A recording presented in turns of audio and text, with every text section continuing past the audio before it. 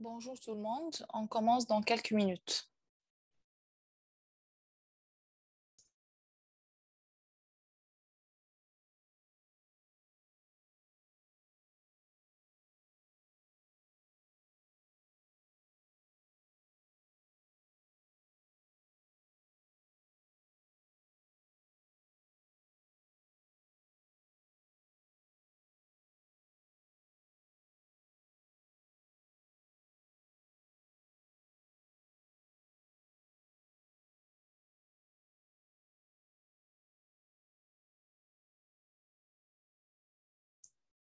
Bonjour Nadine,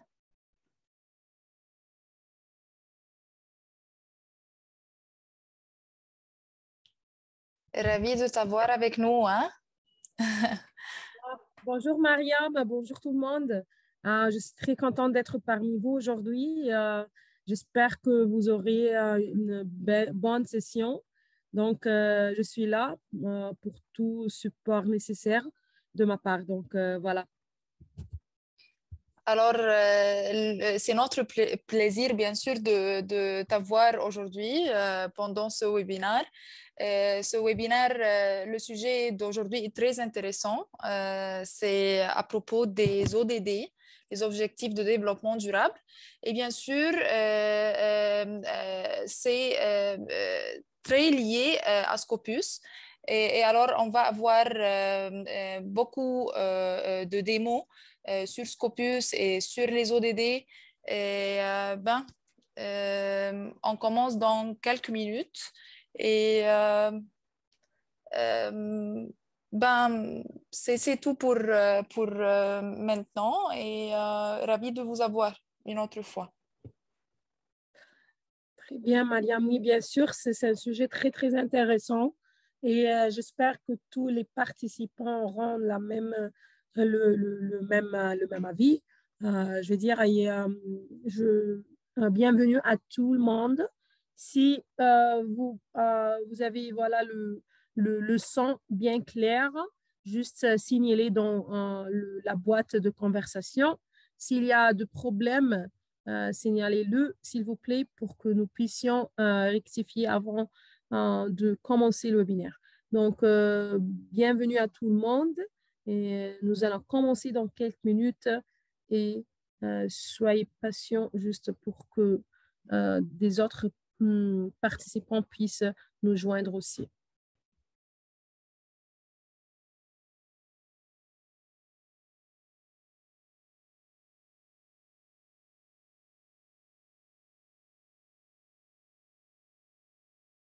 Et Mariam, on peut poser l'enregistrement jusqu'à ce qu'on commence.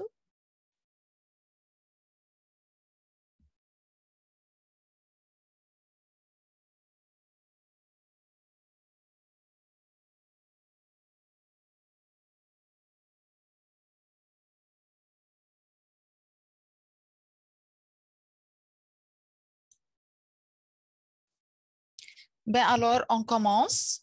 Bonjour tout le monde, rebonjour pour ceux qui sont connectés déjà depuis quelques minutes. Bienvenue à ce webinaire intitulé Scopus, comment chercher et identifier les objectifs de développement durable ou les ODD. Je suis Mariam Bourdedi, conseillère de solutions de recherche à Elsevier pour l'Afrique. Mon rôle est d'accompagner les institutions et les chercheurs afin d'optimiser leurs différents objectifs scientifiques. Et permettez-moi de commencer par d'abord vous demander si ma voix est claire ou pas. Vous pouvez bien sûr répondre dans la boîte de chat pour savoir votre réponse. Alors, est-ce que tout est clair? Mon son est clair? Vous voyez la présentation ou pas? OK, très bien. Alors, euh, permettez-moi de commencer par vous en parler un peu un peu plus de mon parcours et de ma formation précédente avant de joindre Elsevier. Alors, je suis diplômée avec un baccalauréat de la faculté de pharmacie à l'université Ain Shams au Caire en 2012. En 2017, j'ai obtenu mon master en pharmacie clinique et j'ai travaillé pendant plusieurs années en tant qu'assistante conférencière ainsi que chercheuse à l'université anglaise en Égypte. Et ici, je dois mentionner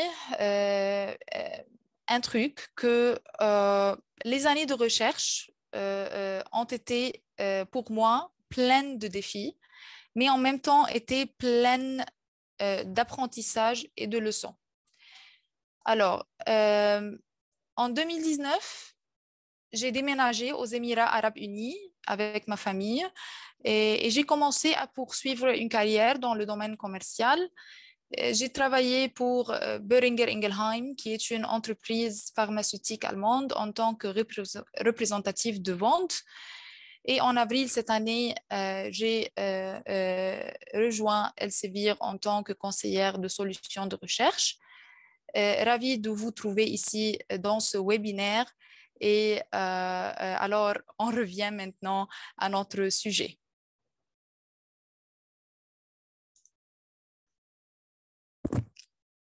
D'abord, quelques consignes. Veuillez noter que la séance sera enregistrée. Tous les participants recevront un lien vers l'enregistrement avec un mot de passe. Veuillez utiliser les questions et réponses pour poser vos questions.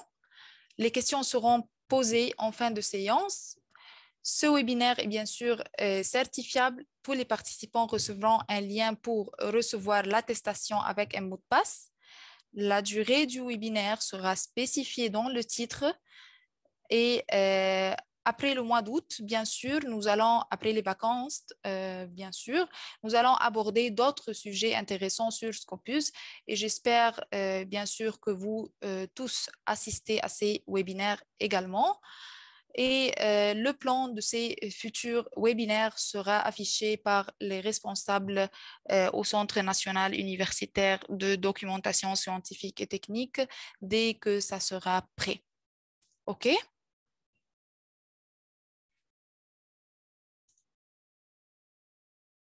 Bon.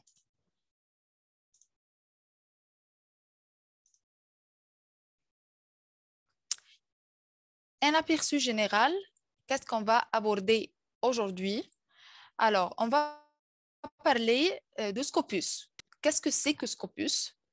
Pourquoi choisir Scopus? Comment effectuer une recherche sur Scopus? Puis, on va aborder un autre point important qui sont les ODD. On va tester notre niveau d'expérience et de connaissance des ODD.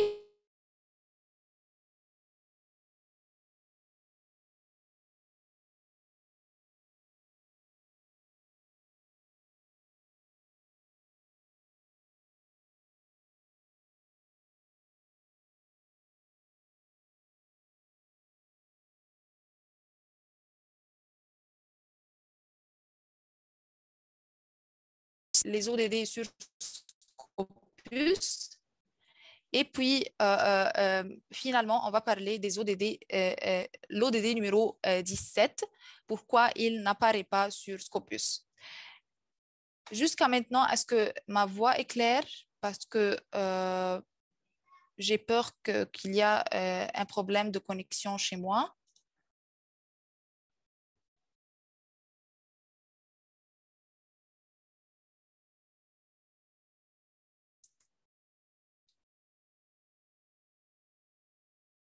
OK, très bien.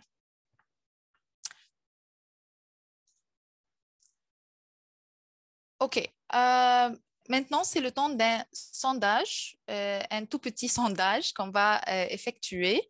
Ce sondage-là, c'est un moyen pour recueillir des informations, bien sûr, sur vous, les participants, et sur votre niveau d'expérience, soit avec Scopus, soit avec les ODD.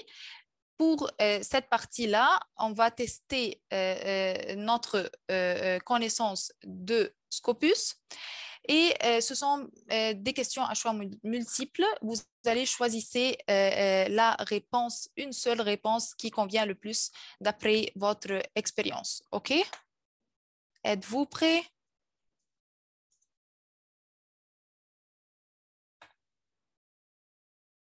Très bien.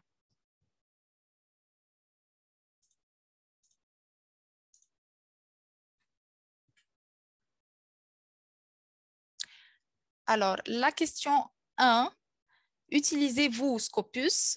Oui, souvent. Oui, rarement. Non. Deuxième question, avez-vous des alertes définies sur Scopus pour les sujets qui vous intéressent? Réponse oui. Réponse 2, non. Réponse 3, qu'est-ce que c'est que les alertes? Question 3, pouvez-vous analyser les résultats de votre recherche sur Scopus? Réponse 1, oui. Réponse 2, non. Et c'est tout.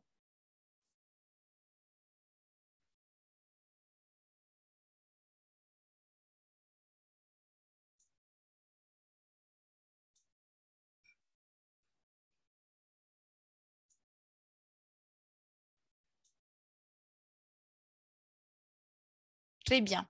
Est-ce que tout a répondu aux questions ou pas?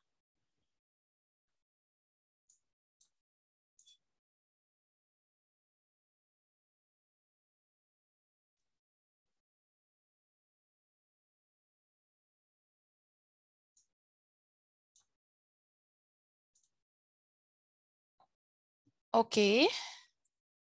On va terminer ce sondage et on va afficher les résultats. OK. Bon, pour la question 1, la plupart utilisent Scopus, mais on a aussi un nombre considérable de participants qui l'utilisent, mais rarement, et d'autres qui ne l'utilisent pas du tout. Pour la question 2, comme vous le voyez, la plupart n'a pas des alertes définies sur Scopus pour les sujets qui les intéressent. Et pour la troisième question, on a la plupart qui peut analyser les résultats, mais on a aussi un nombre qui est considérable de participants qui ne savent pas comment faire ça. Ne vous inquiétez pas, on va aborder tout ça aujourd'hui dans notre webinaire. OK?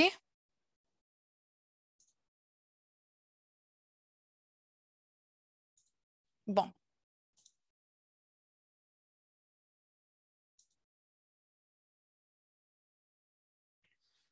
Alors, tout d'abord, qu'est-ce que c'est que Scopus? Bien sûr, cette question-là, vous l'avez entendue plusieurs fois de plusieurs animateurs, des chercheurs, de vos collègues. Qu'est-ce que c'est que Scopus? OK? On peut définir Scopus par deux manières. Tout simplement, on peut dire que Scopus est une plateforme avec un contenu scientifique qui est très riche. Une plateforme avec des données organisées, enrichies et qui sont connectées, ce qui fait apparaître des signaux de recherche qui sont intuitifs à accéder et bien sûr à comprendre.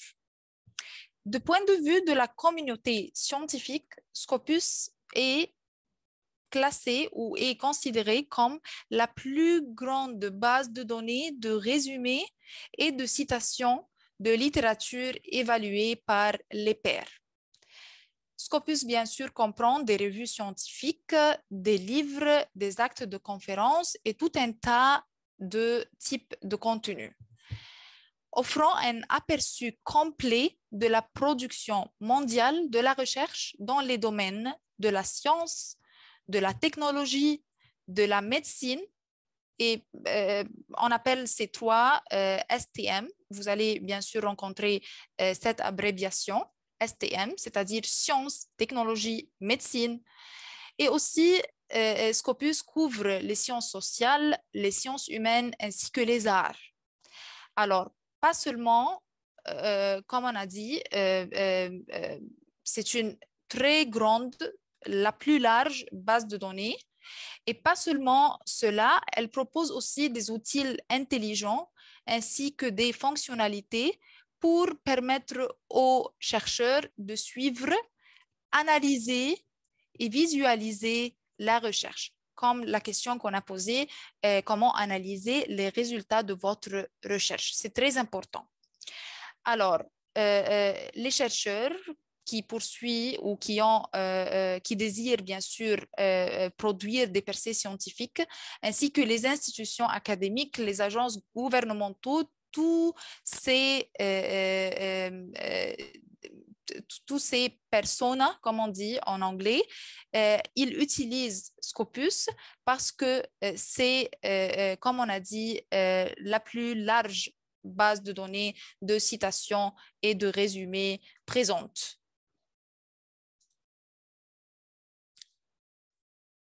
La question suivante qu'on se pose, pourquoi on utilise Scopus? Quels sont les avantages? Puisque, comme on a dit, c'est une base de données la plus complète de citations et de résumés avec des données enrichies, organisées et connectées. Ça va nous aider en tant que chercheurs à répondre à beaucoup de questions qu'on se pose lors de notre recherche. Dès le point où on commence à penser à un sujet de recherche jusqu'à la fin de ce trajet avec la publication qu'on fait et comment suivre l'impact et la visibilité de notre publication. Avec 86 millions de documents, ici, comme vous le voyez dans cette représentation, 86 millions de documents comprenant 17 millions de profils d'auteurs. Alors, c'est un très grand nombre. Vous imaginez 17 millions de profils d'auteurs venant du monde entier, 94 profils d'affiliation, un contenu qui vient de 7000 éditeurs. On ne parle pas seulement d'Elsevier comme éditeur sur Scopus, mais de 7000 autres éditeurs. Alors, on aura bien sûr les réponses nécessaires à ce qui suit. Comment se différencier? Trouver des idées? Comment découvrir les tendances mondiales dans le champ d'intérêt? Découvrir ce qui existe déjà dans le monde, ce qui a été déjà publié dans un domaine de recherche, identifier et analyser les revues à lire et dans lesquelles, bien sûr, publier, et c'est très important de choisir une revue de qualité quand on publie, aider les chercheurs à gérer leur visibilité, à suivre l'impact de leur recherche, suivre et évaluer l'impact d'un autre chercheur, bien sûr, si on le souhaite, et être bien sûr au courant de tout ce qui publie, et cela à travers les alertes qu'on vient de mentionner dans notre sondage. Décider avec qui collaborer et sur quel sujet, bien sûr, et dans quel pays. Alors, un tas de questions qu'on trouve leur réponse sur Scopus, un tas, comme on dit, de cas d'utilisation pour Scopus. Vous suivez? Est-ce que tout est clair?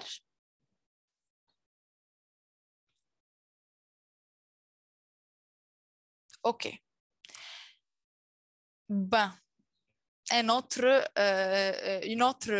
représentation, un autre diagramme avec un tas de nombres. Pourquoi vous demandez bien sûr pourquoi je fais ça, pourquoi chaque diapositive avec beaucoup de nombres, mais c'est ça, c'est pour communiquer l'idée de l'importance de Scopus qui couvre, comme j'ai dit, un large éventail de types de contenu, de sujets, de disciplines. La globale représentation, même pour les régions à travers le monde entier, tout ça, on le trouve sur Scopus. Alors, voilà une autre répartition du contenu de Scopus. on a dit la littérature qui vient de 7000 éditeurs. On a dit, on n'a pas dit aussi le nombre de revues, c'est 25 000 revues qui comprend bien sûr des résumés, des citations et les données enrichies. Et aussi, grâce à un modèle de données unique, Scopus peut créer automatiquement les profils d'auteurs. Comme on a dit, c'est à peu près 17 millions d'auteurs, de profils d'auteurs. Et l'affiliation. Et aussi, on a ici le nombre de publications en série qui est 27 000, 140 000 actes de conférence, 253 000 livres dans 105 pays. Tout ça, c'est mis à jour quotidiennement pour avoir des données qui sont fiables, des données qui sont actualisées. Et c'est très important de mentionner ça pour les chercheurs, d'être toujours au courant de ce qui est nouveau. Et aussi, on a beaucoup de revues qui sont en accès libre en or. Bien sûr, l'accès libre est un sujet qui est devenu de plus en plus pertinent et de plus en plus mis en valeur par les responsables, puisqu'il y a, comme on dit, une tendance mondiale à avoir les sciences, comme on dit, les sciences ouvertes, accessibles à tout le monde. Et on a aussi 4 domaines majeurs sur 4 disciplines ou 4 domaines majeurs sur Scopus qui sont les sciences physiques, les sciences sociales, les sciences de santé et les sciences de vie.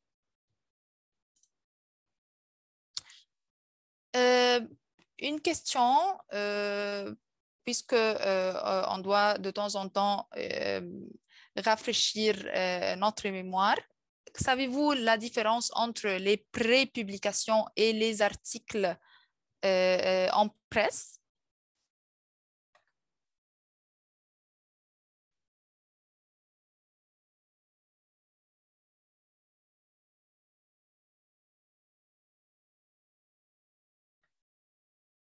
Alors, la plupart répondent non.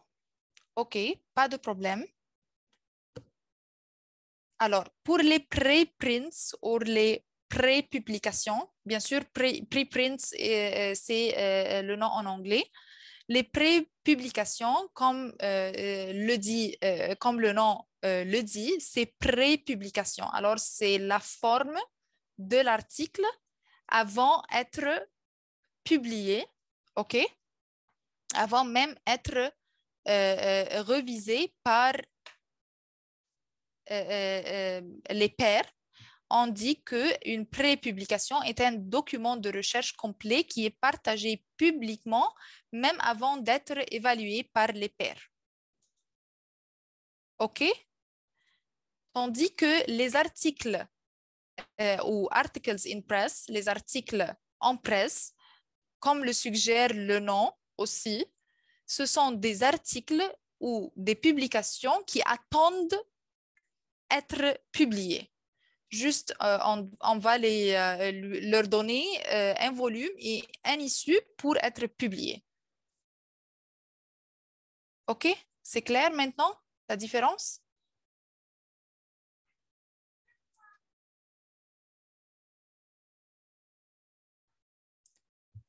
Vous allez bien sûr rencontrer ces deux termes, même on peut l'avoir dans la répartition du contenu de Scopus dans le diapositive précédent. OK? C'est pour cela que j'ai voulu partager avec vous les définitions de ces deux termes.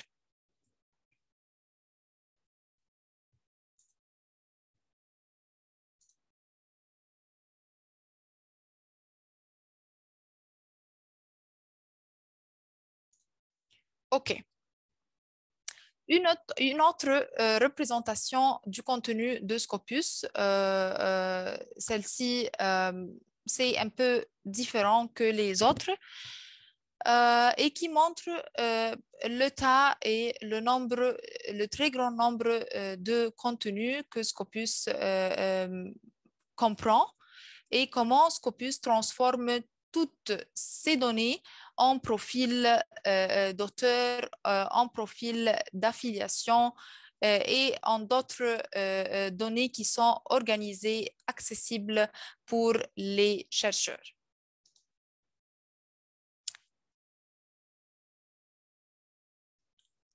Ici aussi, on voit une couverture qui est historique depuis 1788. Vous imaginez de quand commence la maison ou bien sûr cette comment dire indexation depuis 1788. Alors c'est une couverture historique et aussi la représentation globale de Scopus qui couvre plus de revues et de titres par rapport à son principal concurrent dans toutes les régions. On parle bien sûr de l'Afrique.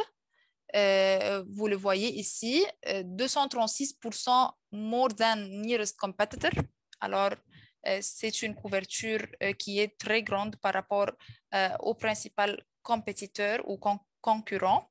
On a aussi une couverture qui est historique à l'Amérique du Nord, à l'Amérique du Sud, à l'Europe Est et Ouest, au Moyen-Orient, à l'Australie, dans toutes les régions, Scopus est unique dans sa couverture. Alors, une autre chose à mentionner ici, c'est que c'est très important de garantir une couverture large, mais aussi une couverture de qualité. Alors, comment on garantit ça à Scopus? On doit mentionner ici que la sélection pour être indexée en Scopus a lieu à travers un comité. Vous voyez bien sûr la photo du comité lors d'une réunion à Berlin en mai 2019. Ce comité-là, c'est un comité indépendant qu'on appelle Content Selection and Advisory Board, CSAB, ou en français, on dit le Conseil consultatif et de sélection du contenu Scopus. Ce conseil est indépendant, bien sûr. Il doit être indépendant pour garantir l'absence de biais. D'experts du monde entier composés de 17 chaises thématiques et choisis pour leur expertise, bien sûr, dans les domaines scientifiques. Et beaucoup de membres de ce comité-là ont une expérience en tant qu'éditeurs. Le processus de sélection et de réévaluation de Scopus, alors, il y a des critères de sélection et de qualité qui sont très rigoureux, très transparents et connus par tout le monde. Ces critères-là, ils sont utilisés pour évaluer les titres potentiels. Et aussi, il faut mentionner que ce comité, il réévalue régulièrement le contenu de Scopus et supprime même les titres qui ne respectent plus les directives. Un exemple pour là, à peu près 536 titres ont été supprimés entre les années 2016 et 2020. Prenons un exemple ici qui montre comment le processus est si rigoureux et qualitatif de sélection. Une moyenne de 3000, pardon. Une moyenne de 3500 revues qui ont demandé l'indexation à Scopus. Seulement 39% répondent aux critères minimaux de sélection et 46% sont acceptés par le comité après la révision. Alors, d'un total de 3500, seulement 630 revues ont été indexées. OK?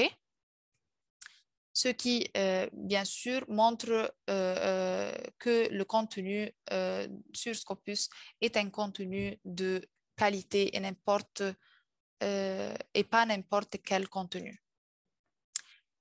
Et ici, on voit dans ce diagramme que du total d'éditeurs indexés en Scopus, seulement 10% sont éditeurs. L'orange, c'est le Elsevier. 10% seulement d'éditeurs sont d'Elsevier, tandis que la majorité, qui est en gris, 60%, sont others ou autres éditeurs. Alors, bien sûr, ce qui démontre ou signifie que pas de billet pour Elsevier. Avec tous ces chiffres, tous ces nombres, des milliers, des milliards, des millions, des milliards même de chiffres, de statistiques, beaucoup de diagrammes, beaucoup de représentations. Alors, ça peut apparaître un peu complexe, un peu compliqué, un peu sophistiqué, mais malgré ce contenu qui est très large et qui peut paraître un peu complexe, ou la peur qu'on peut même ressentir quand on entend tous ces chiffres, la réponse sera que n'importe d'où vous partez dans Scopus, vous allez identifier rapidement et en toute confiance les informations et les résultats pertinents à votre recherche et qui va vous aider bien sûr à avancer dans votre projet et produire, comme on a dit, des percées. Ben, ici, on va au côté pratique un peu sur Scopus. Quelque chose qui est très basique, très général, comment effectuer une recherche de documents sur Scopus. Alors, ici, on voit la page d'accueil de Scopus. Comme vous le voyez ici, Start Exploring, Discover the most reliable, le plus fiable, le plus pertinent, le plus actualisé, la recherche la plus actualisée, tout en une seule place. Vous allez trouver ici un onglet recherche de documents qui se trouve bien sûr sur cette page par défaut. Les autres onglets sont auteurs, sont affiliation et cet onglet-là, c'est Pilot, on va le laisser. Mais l'essentiel ici, c'est les documents, les auteurs, les affiliations. Alors, on va entrer les termes de votre recherche dans le champ de Search Documents ou ici. Pour en savoir plus, bien sûr, vous pouvez consulter Search Tips ici. Cliquez sur ce signe, le point d'interrogation, astuces de recherche, qui va vous donner un tas d'astuces pour vous aider à bien écrire et bien préciser votre recherche. Vous pouvez aussi sélectionner les champs pour lesquels vous souhaitez effectuer une recherche à l'aide du menu déroulant ici. Et aussi, vous pouvez ajouter plus de champs de recherche avec l'option Ajouter ici, Add Search Field. OK. Vous pouvez aussi sélectionner les opérateurs booléens incluant et, ou, sauf pour combiner des termes de recherche. Et ça, on va le voir dans la partie démonstration à la fin. Même vous pouvez le faire ici. Vous pouvez combiner, quand on ajoute un autre champ de recherche, vous pouvez combiner ces deux champs ensemble avec les opérateurs booléens et on va voir comment. Et vous pouvez utiliser limite ou limit pour restreindre votre recherche sur des périodes de publication, des types de documents ou des types d'accès particuliers. Et ces deux points, on les verra bien sûr quand on fait la démonstration. Dernière chose à mentionner ici, c'est l'historique de recherche. Il s'affiche ici avec les options qui vous permettent de créer des alertes. Vous voyez ici cette alerte.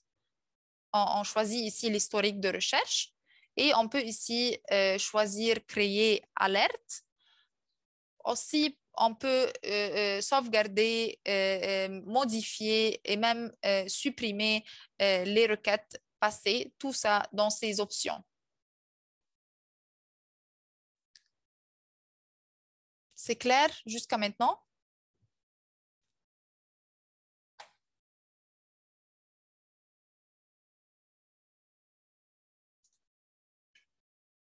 Bon.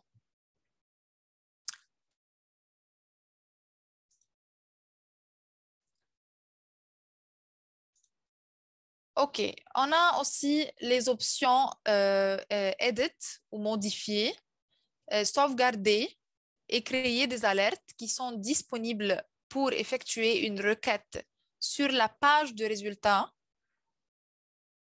Vous voyez ici, on travaille à partir des résultats de la recherche de documents, c'est-à-dire comme si on a déjà effectué, on revient aux diapositives précédentes, comme si ici, on a effectué une recherche et on voit ici les résultats de notre recherche. On a ici 580 000 documents comme résultat. Et aussi, ici, on peut, comme on a dit, on peut modifier, on peut sauvegarder et on peut même créer des alertes pour les résultats de notre recherche. On peut même aussi chercher à travers les résultats de notre recherche pour affiner notre recherche et pour même ajouter des termes supplémentaires à notre recherche. Ils seront appliqués à l'ensemble de tous ces résultats. On peut même utiliser l'option de Refine Results ou affiner les résultats pour filtrer les résultats par type d'accès, par année, par auteur, par domaine, par promoteur financier. Et on a un tas de filtres ici pour une recherche qui est plus précise et plus affinée.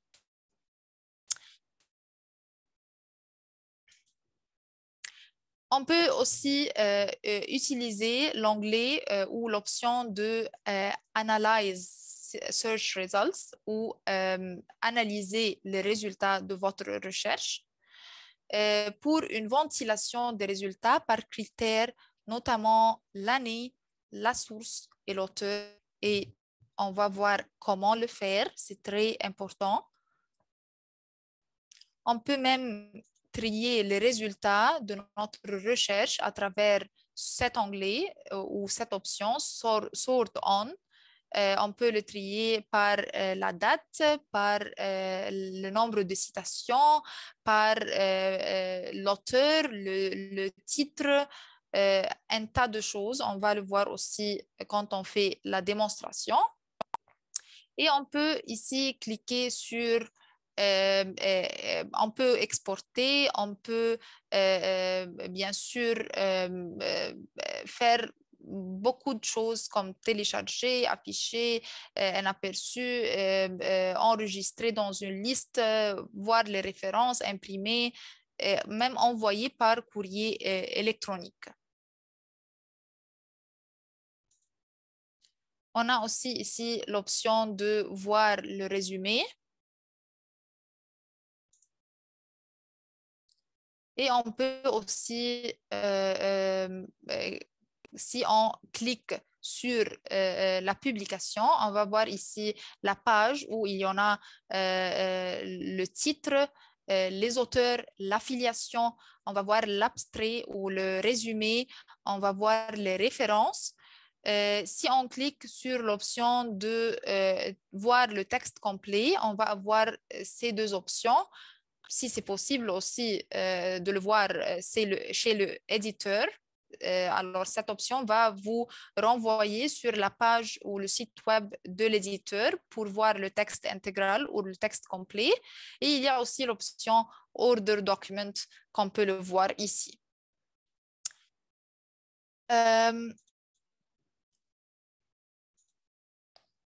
On peut aussi cliquer sur le nom de l'auteur pour accéder à la page qui comporte toute information relative à cet auteur. Et on peut aussi voir les statistiques de citation de l'article, y compris les métriques alternatives de Plumix Metrics, pour bien sûr évaluer l'impact des citations et le niveau d'engagement de la communauté autour d'un article. Ici, si on voit ce bar-là à droite, on va voir les 3 documents les plus récents qui ont cité cette publication ou cet article dans leur publication.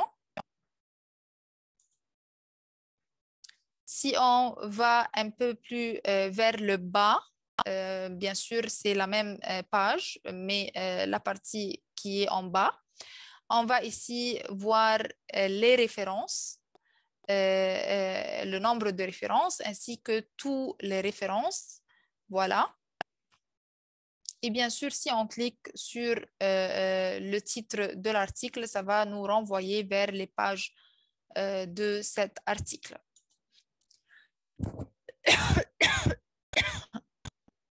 Pardon. Alors, ici, c'est comment effectuer une recherche par auteur et travailler avec les résultats. Alors, l'onglet Author Search ou auteur se trouve à côté de l'onglet Document. Bien sûr, si on clique sur cet onglet-là, on peut voir ces deux options. On écrit le nom de la famille et le prénom ici, et on peut aussi ajouter le nom de l'affiliation.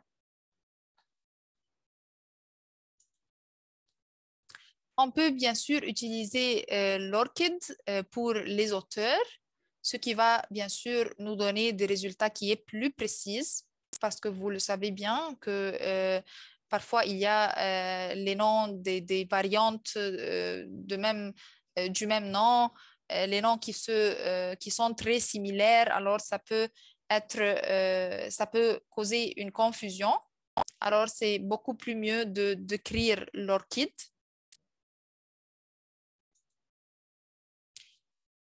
Et si, par exemple, ici, j'ai effectué une recherche par auteur et j'ai pris une capture d'écran du résultat de cette recherche. Et on voit ici un tas d'analyses, de statistiques, comme on le voit ici. On peut aussi utiliser, créer alerte pour recevoir des alertes en cas de nouvelles publications faites par cet auteur. On peut aussi voir ou cliquer sur cette option-là pour voir les correspondances possibles avec d'autres profils d'auteurs, pour voir et regrouper les profils multiples qui existent pour le même auteur. On peut aussi cliquer sur View H Graph ou voir le graphique H pour voir l'indice H sous forme de graphique. On peut aussi cliquer sur Analyser les résultats de l'auteur ou Analyze Author Output pour visualiser les résultats sous forme de graphique. Et aussi, on peut cliquer sur Citation Overview ou voir un aperçu des citations pour analyser les citations de leur article par année de publication. Tout ça, on va le voir dans la partie démo. Alors, voilà, on a couvert beaucoup de choses concernant la recherche sur Scopus. Maintenant, c'est le temps d'un autre sondage pour, bien sûr, tester notre niveau de connaissance par rapport aux ODD, notre thème d'aujourd'hui. Alors, comme j'ai déjà mentionné, ce sont des questions qui sont très simples, à choix multiples. Vous allez choisir pour les deux premières questions une réponse qui convient le plus. Et pour les deux autres questions, vous pouvez choisir plus d'une réponse. Alors, vous êtes prêts pour ça?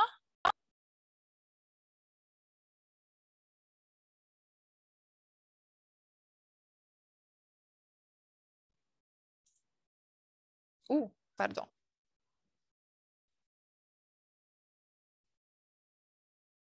Très bien.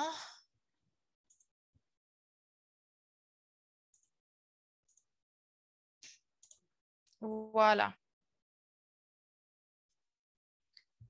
La première question, est-ce que vous avez déjà entendu parler des ODD? Oui, je les connais bien.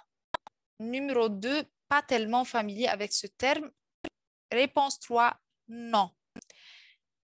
Question 2, pensez-vous que votre recherche contribue à un ou à plusieurs ODD? La réponse 1, oui. La réponse 2, je ne suis pas sûre.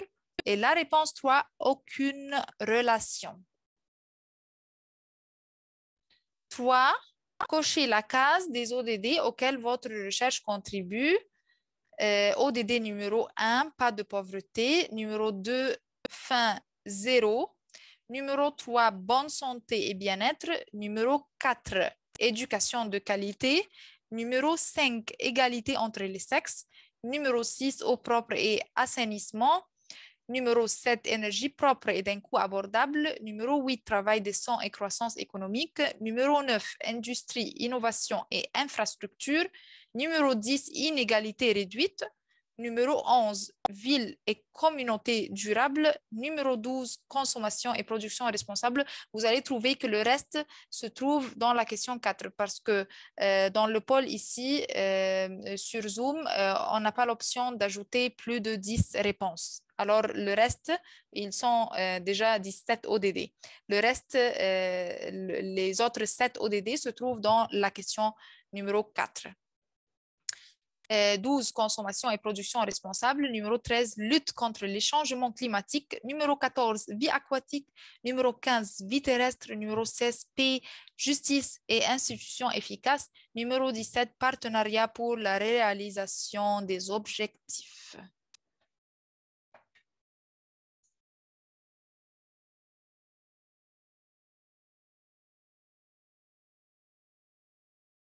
Très bien. Est-ce que tout a répondu?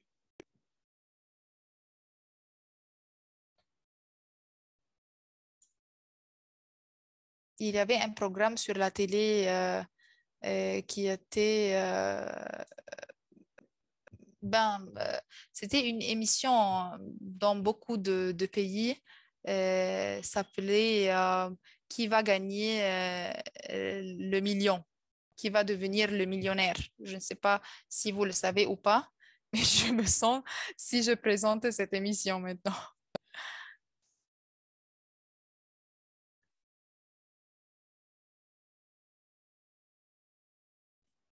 Alors, vous avez fini?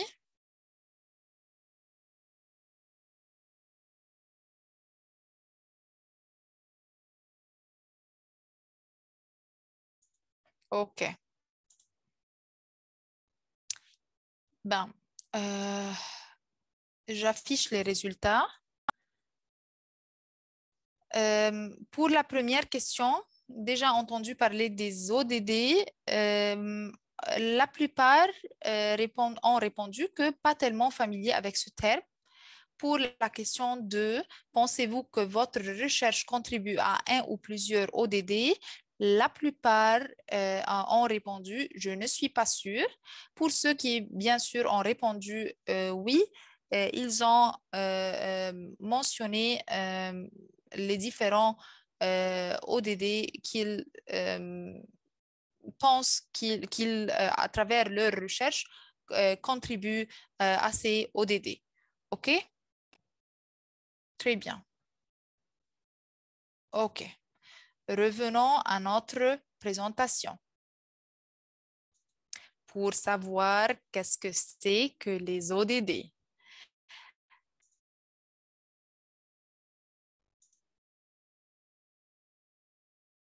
Alors, qu'est-ce que c'est que les ODD? En anglais, on les appelle Sustainable Development Goals. Vous allez entendre ce terme beaucoup, les SDGs. En anglais, on les dit SDGs. On met un S à la fin. Alors, les ODD ou les objectifs de développement durable sont des domaines de recherche spécifiques liés à des problèmes du monde réel.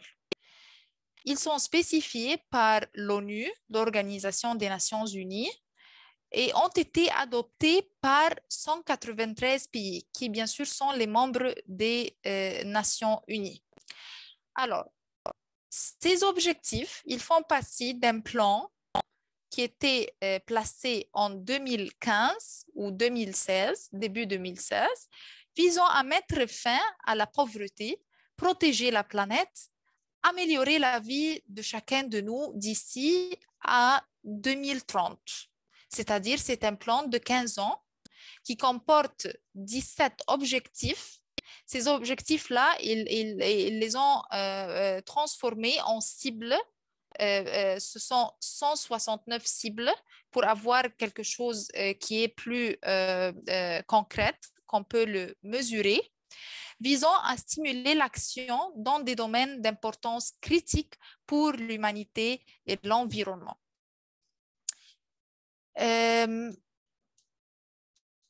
Ces ODD, ils viennent pour remplacer les OMD. OMD, c'est une autre abréviation. Ce sont les objectifs millénaires pour le développement qui ont expiré en 2015. Alors, début 2000 à 2015, on avait les objectifs du millénaire de développement. De 2015 à 2030, on a les objectifs du développement durable, les ODD. Le but, c'est de réaliser un avenir durable, protéger la planète, sauver les êtres humains, lutter contre le changement climatique. Plusieurs objectifs dont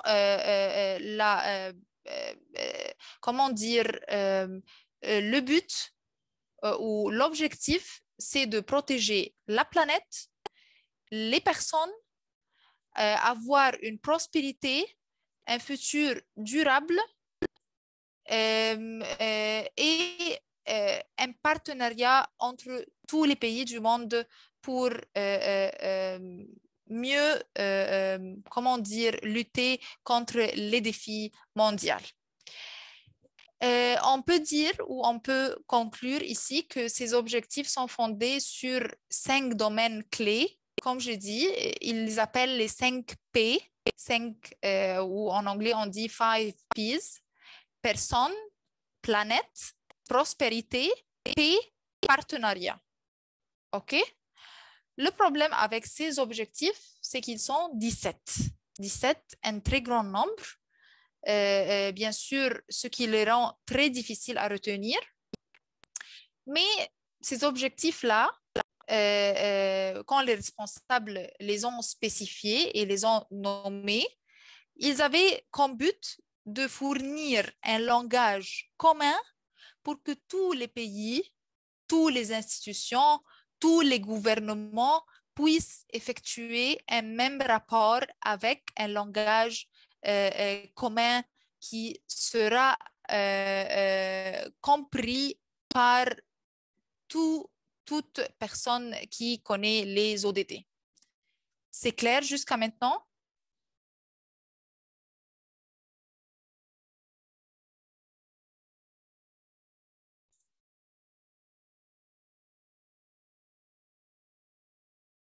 OK, très bien.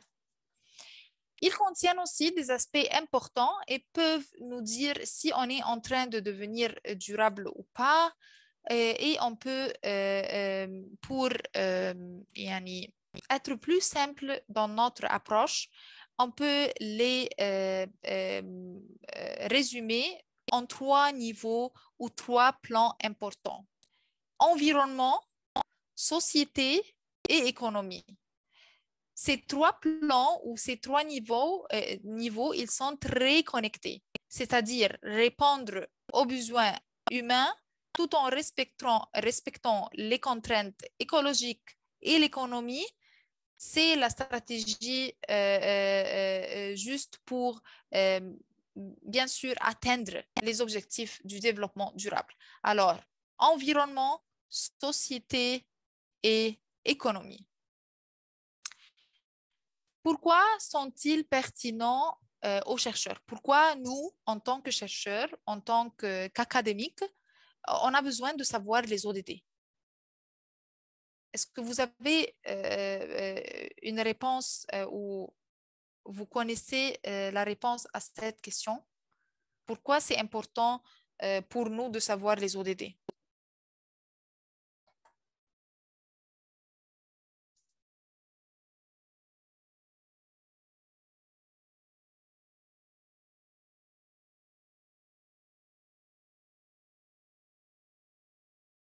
Je vois oui, mais je ne vois pas une élaboration sur la réponse oui.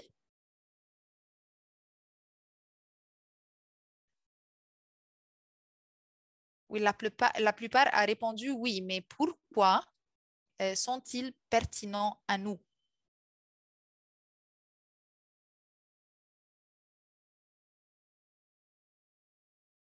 Je suis sûre que vous tous connaissez la réponse, mais je voudrais bien sûr entendre vos explications. Je sais que bien sûr, taper sur la boîte chat n'est pas facile pour le bien élaborer ou bien expliquer nos perspectives. OK. Alors, la question, comme on a dit, pourquoi les ODD sont-ils pertinents aux universitaires et aux scientifiques? Car bien sûr, ce sont les chercheurs qui jouent un rôle important pour résoudre les défis représentés dans les ODD. Pas seulement ça, mais ils aident le public à comprendre les objectifs. Alors, aider le public à comprendre les objectifs, essayer de trouver à travers nos recherches des solutions, essayer de fournir des commentaires sur les résultats, sur le progrès qui a été déjà réalisé.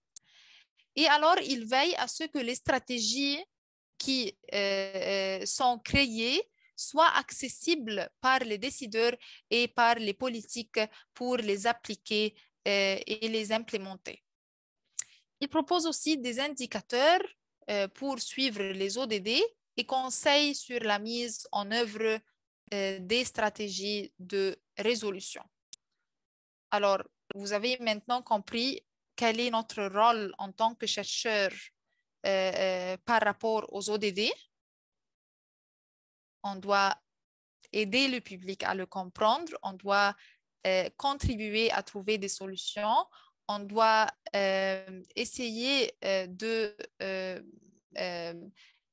bien sûr suivre le progrès et fournir des commentaires sur les résultats et aussi proposer des indicateurs pour mesurer et pour aussi la mise en œuvre des stratégies de résolution. Très bien, j'ai vu des réponses maintenant. Peut-être pour orienter mieux les recherches scientifiques et appuyer les politiciens très bien pour contribuer à travers nos recherches à réaliser les objectifs. Bien sûr, développer une collaboration mondiale entre les chercheurs, c'est ça.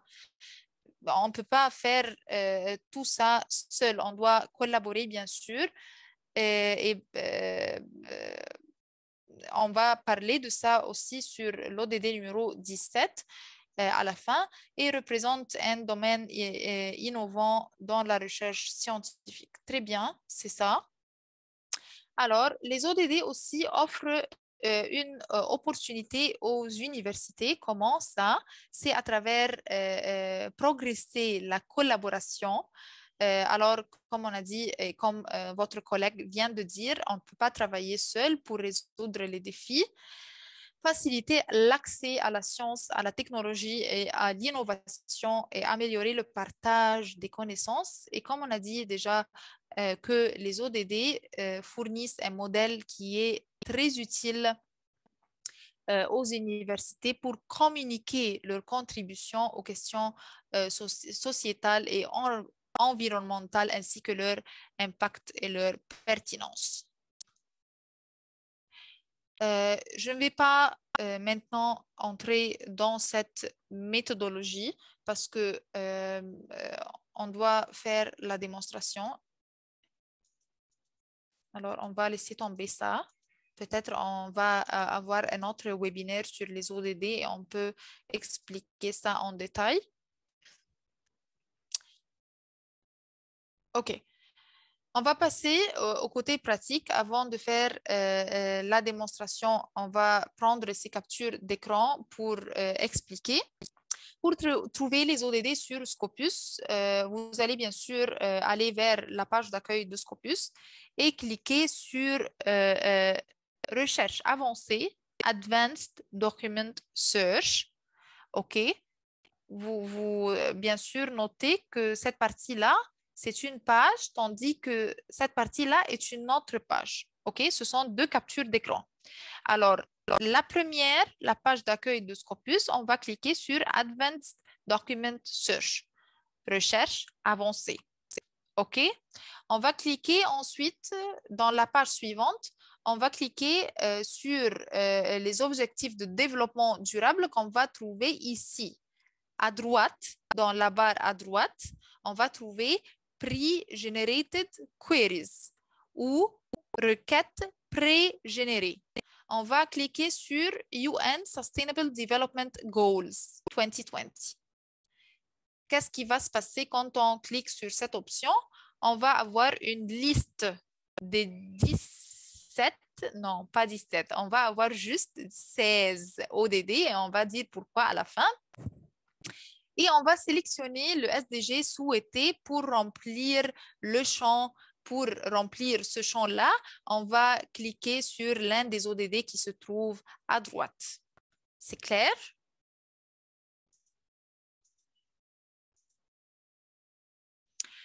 Par exemple, on a cliqué sur Gender Equality, c'est l'ODD numéro 5. Alors, dans la page précédente, on va cliquer sur l'ODD numéro 5. On va avoir cette requête ou cette syntaxe dans le champ de la requête. C'est, comme on a dit, une requête pré-générée. Et on peut aussi modifier et on peut ajouter des champs supplémentaires tout en cliquant sur la barre qui se trouve à droite. On peut utiliser les opérateurs booléens, on peut ajouter des champs ou même supprimer et éliminer des champs de cette requête.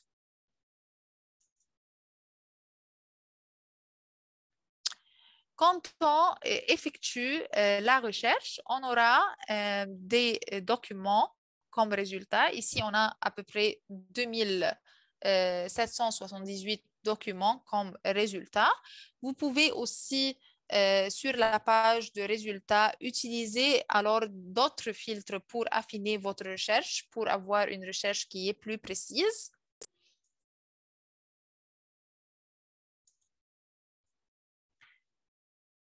Ici aussi, on peut, je reviens à la page précédente, on peut cliquer sur l'option Analyser les résultats de la recherche pour avoir plus, comment on dit, d'analyse. On peut avoir les documents classés par année, par auteur, par affiliation, ce qui nous permet d'exporter beaucoup d'informations. Si alors on veut savoir les documents par auteur, on clique sur l'auteur de choix et on va avoir une liste de documents publiés ou de publications par cet auteur dans l'ODD numéro 4. Alors, c'est ce qu'on a ou ce qu'on vient d'expliquer dans la page précédente. Et on va essayer de faire ça maintenant. On va faire une requête et on va ajouter affiliation par country. On va utiliser la Tunisie pour voir comment dire l'issue de la Tunisie dans l'ODD numéro 4. Et ici, j'ai pris un exemple de l'université de Sfax.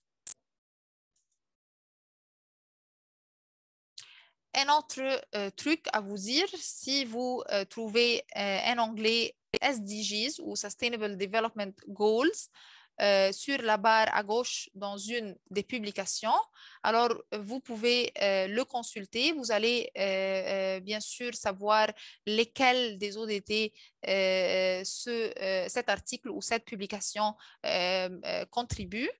C'est une autre manière pour savoir. Bien sûr, pas toutes les publications et pas tous les articles ont cet onglet parce que pas toutes les publications qui se trouvent sur Scopus contribuent aux ODD. Alors, vous allez trouver ça pour certains articles et on va voir aussi comment. Par exemple, dans cet article-là, quand on a cliqué sur SDGs, cette phrase-là a apparu, Quality Education Goal 4. La dernière chose à mentionner ici, c'est pourquoi on a seulement 16 ODD sur Scopus, parce que l'ODD numéro 17, il s'appelle Partenariat pour la réalisation des objectifs. Ce n'est pas quelque chose qu'on peut mesurer. Alors, il n'existe pas par la suite, il n'existe pas une requête de recherche satisfaisante pour le définir. C'est pourquoi quand on a laissé tomber cette ODD, parce que, comme on a dit, c'est pas un domaine, c'est plutôt un principe, une façon de faire la recherche, collaborer, partenariat. On ne peut pas le mesurer. C'est pourquoi on a seulement 16 ODD. Maintenant, c'est le temps du démo. On doit le faire tout de suite parce qu'on a dépassé le temps.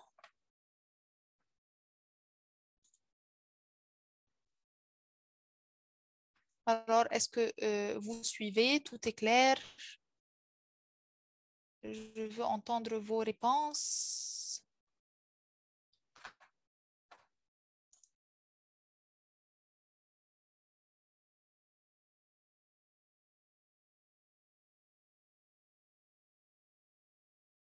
OK. On voit ici Scopus. Alors,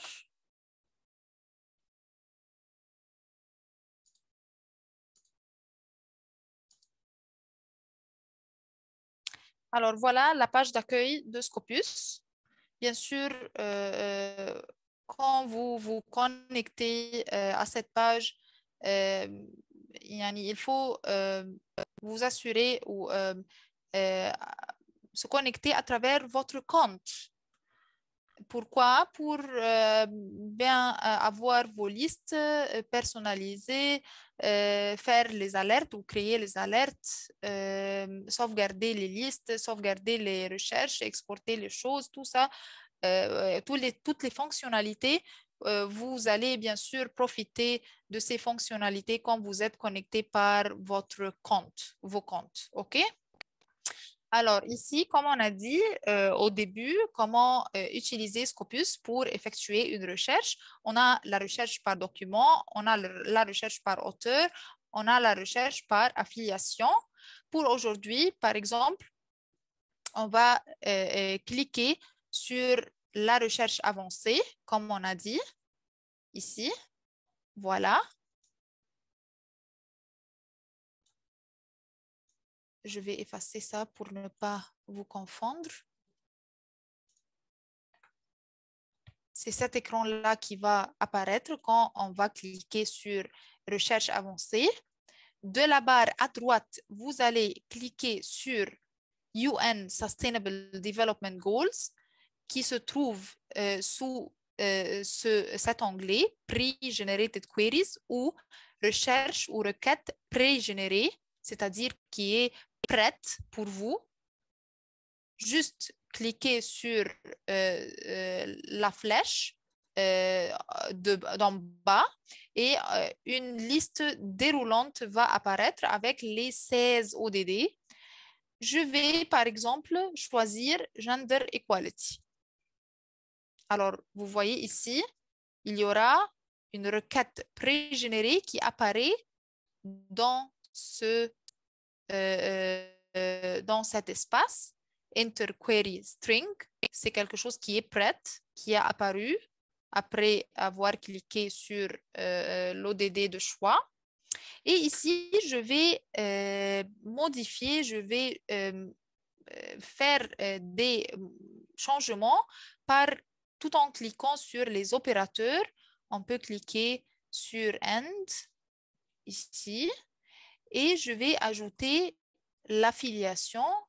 Par exemple, je veux savoir l'issue de la Tunisie. Alors, je vais choisir Affiliation Country. Je vais cliquer sur plus. Voilà. Et je vais écrire Tunisien. Voilà. Et on va cliquer sur Search. On va lancer notre recherche. On a 111 documents sur l'ODD numéro 5, Gender Equality. Et on a, comme on a dit, l'option d'affiner nos résultats par deux options. On peut choisir des filtres d'ici ou on peut écrire des mots, autres mots ici dans cet onglet. Je vais choisir cet article puisque c'est déjà cité par 218. Alors, il a une grande visibilité. Il est consulté par un très grand nombre de personnes. Quand j'ai cliqué sur cet article,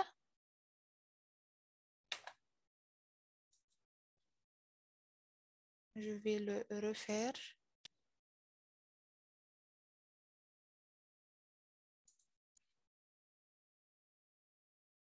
Ah, je crois que j'ai un problème. OK. Je vais le refaire.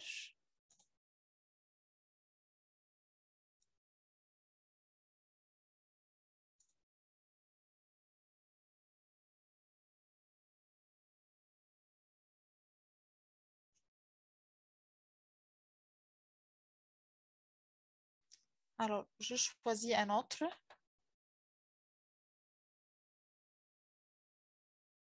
Alors, l'essentiel ici, c'est que vous pouvez, comme on a dit, utiliser cette manière de trouver des articles sur les ODD de choix, ou vous pouvez même lancer une recherche, n'importe quel sujet dans votre tête.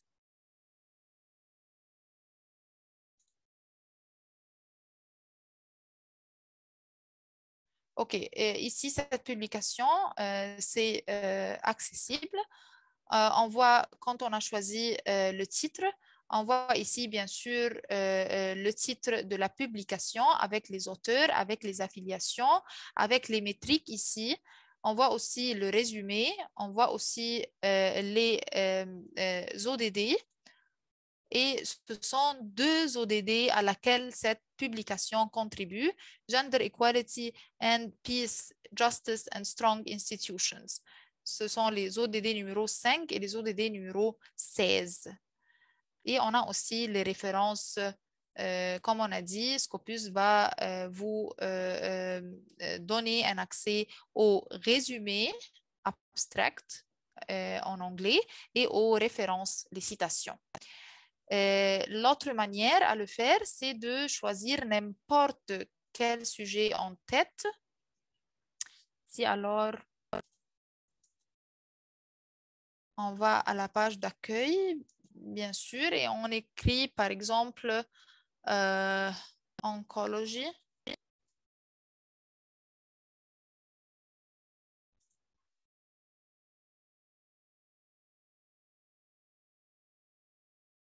OK. Je choisis ce titre.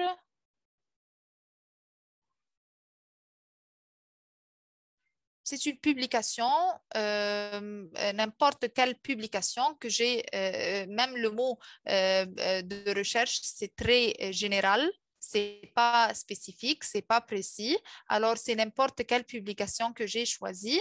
Et à gauche, je trouve, à travers cette barre, je trouve l'onglet Sustainable Development Goals. Je vais cliquer sur cet onglet.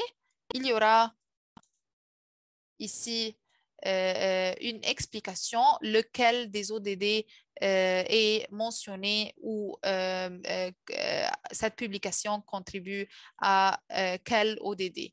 C'est l'ODD numéro 3. Alors, bien sûr, on a dépassé le temps. J'espère savoir si c'est clair pour vous. Vos commentaires, bien sûr, sont très importants pour moi.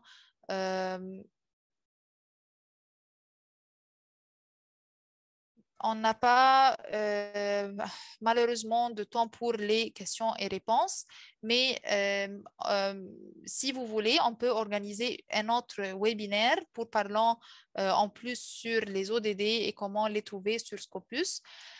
Et on va bien sûr avoir d'autres formations sur Scopus pour améliorer notre, comment dire,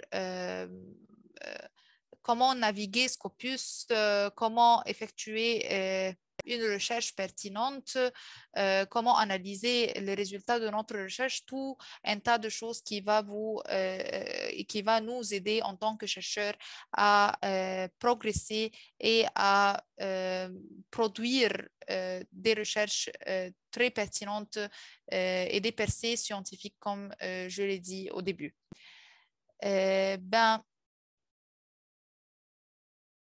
Des commentaires à me dire?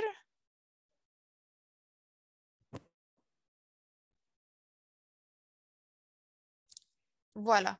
OK. Merci pour vous. Merci pour votre temps. Merci pour votre attention. Et à la prochaine fois.